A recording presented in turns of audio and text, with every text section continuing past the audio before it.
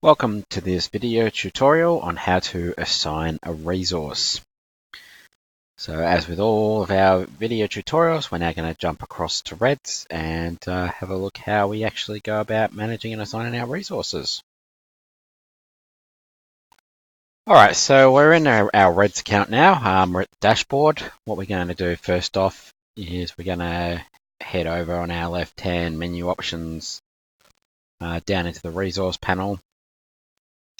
And we're going to just start by looking at our all resource list. The way resources are recorded and managed in Reds, they can be assigned to people, resources, and potentially other venues. And they can be managed in multiple quantities. So we can see when we're looking at our initial fleet list of all the resources in Reds, it does have the ability to actually display the quantity and the default allocations of who they are belonging to. For the purposes of our example, we're going to quickly add a new resource.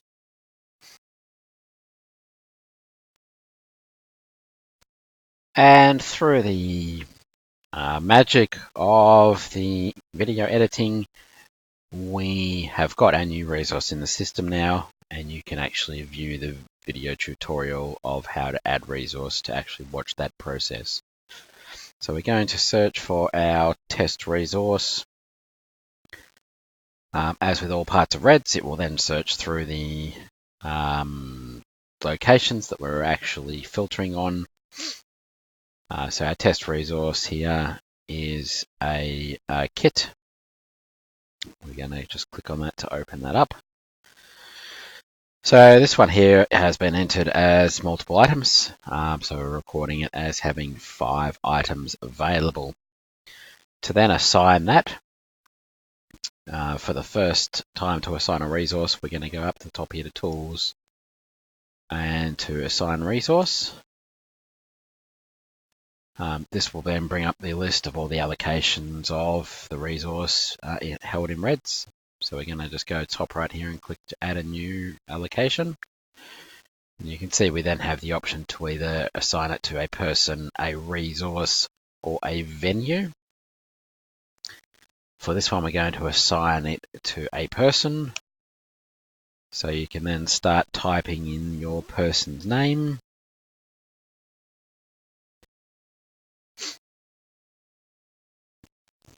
And when you found the individual that you want to assign the resource to, you can select them off the list, indicating the quantity, how many of those resources are being assigned to that person or resource, and then update the details. You'll now see you've got the blue allocation line appearing. This resource is currently allocated to test person. And managing our stock levels, we now have 4 available with 1 assigned. Should we click on the one assigned, you will then get your allocation list. And likewise, same up here. Any further allocations, we can then go to Tools and Assign Resource again. Or alternatively, we can actually click on our one assign, which takes us to the same shortcut to again then add another resource allocation. So if we add one more of this resource, and if we look at adding this to a vehicle instead of a person, again we'll assign the quantity of 1, update those details. We've now got 2 assigned and 3 are available.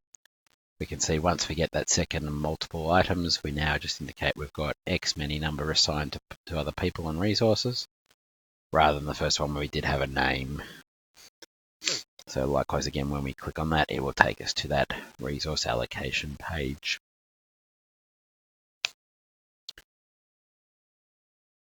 When we are removing those resources, so if the resource is returned or the resource is put out of action and retired, we will essentially do the same thing, just with the minor change to then remove that resource. So if the item comes back into stock and it's no longer been held by that individual or that other resource, once you have it back and you're able to allocate it back into pool, you can go into the resource allocations page and click on the X to remove the allocation against the person or resource.